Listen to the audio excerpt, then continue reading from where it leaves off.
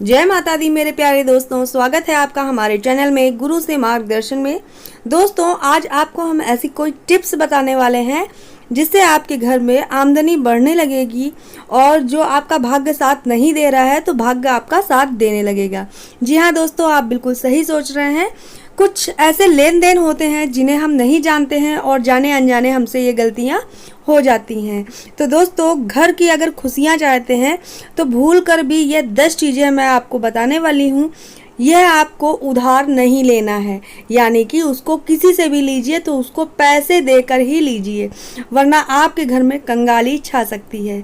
जी हाँ दोस्तों, आप सही सुन रहे हैं।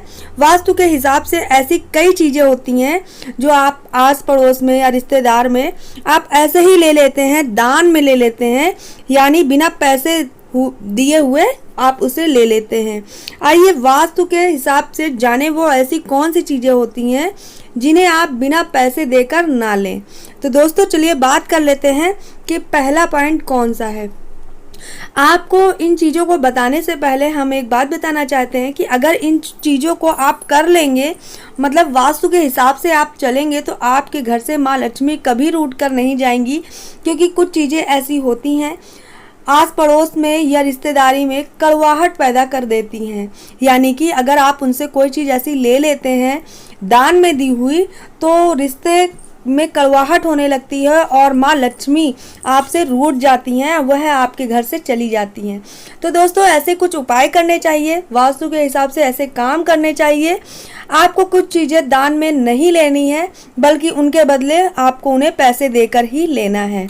तो दोस्तों, आइए बात कर लेते हैं कि सबसे पहला पॉइंट कौन सा है। देखिए, हमारे दैनिक जीवन में हम बहुत से ऐसे कार्य करते हैं जिनका असर हमें लंबे समय तक भुगतना पड़ता है। न जाने कितनी बार हम किसी से कुछ ऐसी वस्तुएं ले लेते हैं कि किसी को कोई वस्तु दे देते हैं, आप किसी को दे भी देते हैं, जिसका असर हमारे दैनिक जीवन में नजर आने लगता है। इससे क्या होता है, धन की हानि होने लगती है, साथ ही घर की खुशियां भी समाप्त हो जाती हैं, लड़ाई झगड़े शुरू हो जाते हैं। वास्तु के हिसाब से ऐसी बहुत सारी चीज़ें होती हैं जिन्हें भूल कर भी किसी से दान में ना लें और ना ही दें, आपके घर से लक्ष्मी रूठ कर जा सकती हैं। तो दोस्तों, ऐसी मान्यता है कि उन वस्तुओं को लेने से घर में आर्थिक स्थिति आपकी खराब हो सकती है। और आइए बता देते हैं कि वो कौन सी चीज़ें हैं जो कि आपको बिना पैसे दिए आपको उस चीज़ को नहीं लेना है। तो सबसे पहली चीज़ है नमक। जी हाँ दोस्तों, आप बिल्कुल सही सुन रहे हैं। जो हम अपने रसोई घर में नमक का यूज़ करते हैं, आपको किसी से भी नमक दान में नहीं लेना है। घर में कभी अचानक से अगर नमक ख़त्म होने पर आप कई पड़ोसी या कोई रिश्तेदार से नमक ले लेते हैं तो यह गलत होता है। इसका इस्तेमाल भी कर लेते हैं आप नमक का, तो यह गलत होता है। वैसे तो यह आम बात है, लेकिन थोड़े से नमक से भला पैसे का क्या देना है। आप यही सोच रहे होगा कि इससे पैसे का क्या लेन देन है, लेकिन भूल कर भी आपको किसी से नमक बिना पैसे के दान में नहीं लेना चाहिए। ऐसा करने से व्यक्ति बिना कारण ही कर्ज में डूबने लगता है। अगर आपने किसी से नमक ले लिया है तो आपकी आर्थिक स्थिति बहुत कमज़ोर हो जाएगी और धीरे धीरे करके आपको ऐसा लगेगा कोई फ़र्क नहीं पड़ता है, लेकिन ऐसा नहीं होता। धीरे धीरे आप कर्ज की तरफ डूबते चले जाएंगे। तो नमक का संबंध होता है शनि से, तो दान लेना शनि को अप्रसन्न करना है। किसी से नमक उधार लेना रोग दोष का न्योता देना है। आप अगर किसी से नमक उधार ले रहे हैं तो वैसे नमक जो है शनि को अप्रसन्न करता है। अगर आप किसी से नमक दान में ले रहे हैं तो शनि जी हमारे जो हैं अप्रसन्न हो जाते हैं। किसी से नमक उधार लेना, अगर आपने किसी से मांगा है कि नमक दे दीजिए, तो वह क्या है, रोग दोष को न्योता देना है। आपके घर में बीमारी आ जाएगी, बीमारी छा जाती है। तो दोस्तों, इन चीज़ों को ज़रूर ध्यान रखिएगा। अब दूसरा पॉइंट है दही। जी हाँ दोस्तों, अक्सर देखा गया है कि घर में दही जमाने के लिए महिलाएं किसी पड़ोसी से घर में थोड़ा सा दही मांग लेती हैं और बिना पैसे ले लेती हैं। मतलब वो दही आप ले लीजिए, लेकिन पैसे देकर लीजिए, आप ऐसे ही ना ले। उससे क्या होता है, भूल कर भी ऐसा नहीं करना चाहिए। अगर आप ऐसा करते हैं तो आपका पैसा जो है व्यर्थ ही खर्च होने लगेगा और घर में लड़ाई झगड़े शुरू हो जाएंगे। मतलब कि घर में अशांति छा जाएगी, बिना वजह ही लड़ाई झगड़े होने शुरू हो जाते हैं और पैसा व्यर्थ में जाने लगता है। अब दोस्तों तीसरा पॉइंट बता देते हैं, काला तिल। जी हाँ दोस्तों, वास्तु के अनुसार काला तिल भी कभी किसी से बिना पैसे दिए नहीं लेना चाहिए। ऐसा करने से धन में हानि होती है, जो धन की हानि होने लगती है। शास्त्रों में हमारे ऐसा बताया गया है। तिल का संबंध शनि के साथ साथ केतु, राहु और केतु जो होते हैं उनसे भी होता है। तिल लेने से इन तीन चीज का प्रभाव हमारे जीवन में पड़ता है। शनिवार के दिन किसी से भी तिल बिना पैसे लिए दान में नहीं लेना चाहिए। तो इन चीज़ों पर जैसे शनि देव हैं हमसे रुष्ट हो जाते हैं, राहु और केतु ये भी हमसे रुष्ट हो जाते हैं अगर आप ऐसी गलतियां करते हैं तो।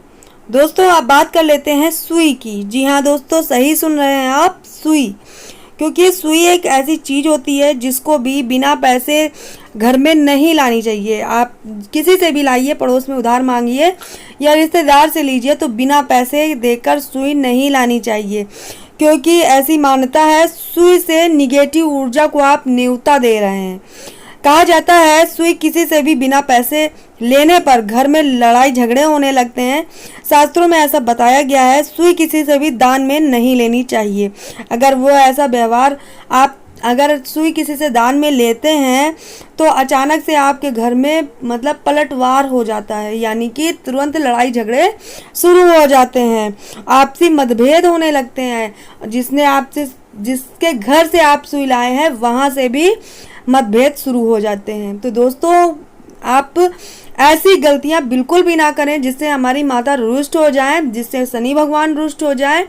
तो इन गलतियों करने से हमारे घर के में जो धन की हानि है वो शुरू हो जाती है और आप कर्ज में डूब सकते हैं, आपके घर की खुशियां खत्म हो सकती हैं। अब बात कर लेते हैं, अगला पॉइंट है रुमाल।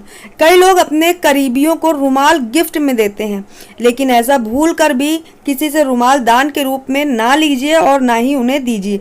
अगर आपको रुमाल लेनी है तो पैसे लेकर मतलब उसे देकर ही रुमाल लीजिए। ऐसा करने से उस व्यक्ति से लड़ाई झगड़े होने लगते हैं जिससे आपने रुमाल लिया है। यहाँ तक कि यह भी मानता है कि रुमाल किसी से भी सीधे हाथ में नहीं लेना चाहिए। अगर आप पैसे देकर भी ले रहे हैं तो उसे सीधे हाथ में ना लें बल्कि उल्टे हाथ में लें।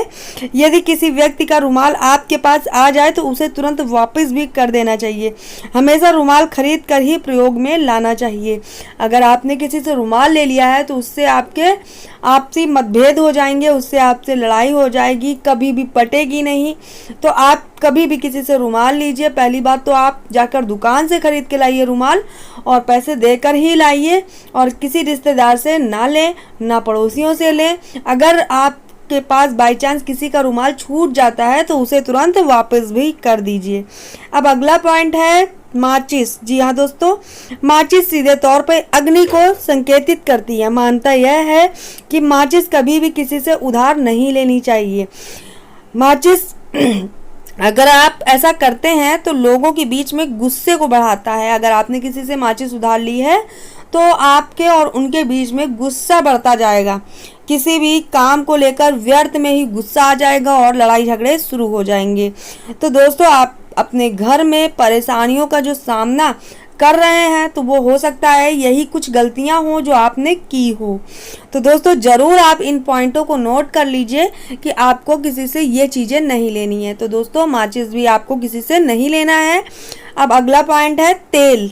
जी हाँ दोस्तों, वास्तुशास्त्र के अनुसार कभी भी तेल किसी से बिना पैसे के नहीं लेना चाहिए। ऐसा करने से घर की शांति में बाधा उत्पन्न होती है। ऐसा करने से धन की हानि भी होने लगती है। मुख्य रूप से सरसों का तेल किसी से भी दान में नहीं लेना चाहिए।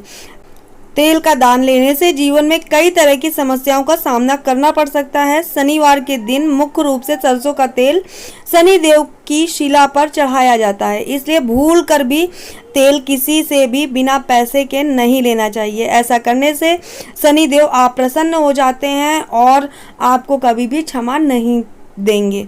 तो दोस्तों ज़रूर इन चीज़ों को याद कर लीजिए, क्या क्या चीज़ें आपको बिना पैसे दिए हुए नहीं लेना है और ना तो किसी को ऐसे ही देना है। दोस्तों अब अगला पॉइंट है पूजन सामग्री। मान्यताओं के अनुसार कभी भी पूजा की कोई भी सामग्री आपको बिना पैसे के दान में नहीं लेनी चाहिए। ऐसी सामग्री से किया गया पूजन कभी किसी को, भगवान को यानी कि स्वीकार नहीं होता है, कभी भी किसी को स्वीकार नहीं होगा। यानी कि कोई भी हो, आप हो, हम हैं, कोई भी, अगर आपने पूजन का सामान बिना खरीदे लिया है तो वह भगवान को स्वीकार नहीं होता है और पूजा का आपको फल नहीं मिलेगा। इसलिए इससे क्या होता है, घर में कलह भी बढ़ने लगती है। तो दोस्तों जब भी आप पूजा की कोई भी सामग्री खरीदें, पैसे देकर ही खरीदें। ये नहीं कि आपके पड़ोस के पास या रिश्तेदार के पास हवन सामग्री है तो आपने उनसे ले ली और घर में हवन कर दिया, तो वह भगवान को स्वीकार नहीं होगा, उसका आपको पूर्ण फल नहीं मिलेगा। अब बात कर लेते हैं दूध। जी हाँ दोस्तों, दूध कभी भी किसी से बिना पैसे के दान में नहीं लेनी चाहिए। ऐसा करने से व्यक्ति कर्जे में डूबता है और घर में अशांति आ जाती है। आपको दूध भी उधार नहीं लेना है, किसी से भी हो, आप दूध के पैसे दीजिए तभी आप दूध लीजिए। अगर आपके पास खुद के पास कोई आता है दूध लेने के लिए, चाहे आप उससे 1 रुपये, 2 रुपये, 10 रुपये जरूर ले लीजिए, तब उसे दूध दीजिए। किसी को दान में दूध भी नहीं देना चाहिए, इससे उसके ऊपर कर्ज बढ़ता है। यहाँ लेने वाले और देने वाले दोनों की बात हो रही है, दोनों को ऐसा नहीं करना चाहिए, इससे कर्जा बढ़ता है और घर में अशांति का वातावरण हो जाता है। अब बात कर लेते हैं लोहा, जैसे हथौड़ा हो गया या कोई भी लोहे की चीज़ हो गई। आपको यह चीज़ें भी लोहे की जो होती हैं बिना पैसे किसी से नहीं लेनी चाहिए और ना ही देनी चाहिए। लोहे का संबंध भी शनि देव से माना जाता है। कहा जाता है किसी से भी लोहे की कोई भी सामग्री, लोहे का बर्तन हो, जैसे कढ़ाई हो, तवा हो, कोई भी चीज़ हो, आपको बिना पैसे किसी से नहीं लेनी है और ना ही किसी को देनी है। घर की शांति भंग हो जाती है और आर्थिक हानि होने लगती है। दोस्तों यानी कि हमारे घर से धन अचानक ही जाने लगेगा, या तो कोई बीमार पड़ जाएगा या लड़ाई झगड़े होने शुरू हो जाएंगे, घर में अशांति हो जाएगी, जिससे कि आपका घर में जो धन जो है वो हानि होना शुरू हो जाएगी। धन जो है ऑटोमेटिक जाने लगेगा आपके घर से। तो दोस्तों यहाँ पर हमने 10 बातें ऐसी बताई हैं जो कि आपको किसी से भी उधार नहीं लेना है, पैसे देकर ही लेना है। तो दोस्तों ये जानकारी कैसी लगी मुझे कमेंट बॉक्स में ज़रूर बताइए, और अच्छी वीडियो और अच्छी जानकारी हम आपके लिए लेकर आते रहेंगे। अगर अभी तक आपने चैनल सब्सक्राइब नहीं किया है तो चैनल सब्सक्राइब करना ना भूलें। ज़्यादा से ज़्यादा लोगों में इस वीडियो को शेयर भी कर दीजिएगा। फिर मिलेंगे कुछ ऐसी खास जानकारियों के साथ, फिर मिलेंगे दोस्तों नेक्स्ट वीडियो में। तब तक के लिए जय माता दी, स्वस्थ रहिए और अपना ख्याल रखिए।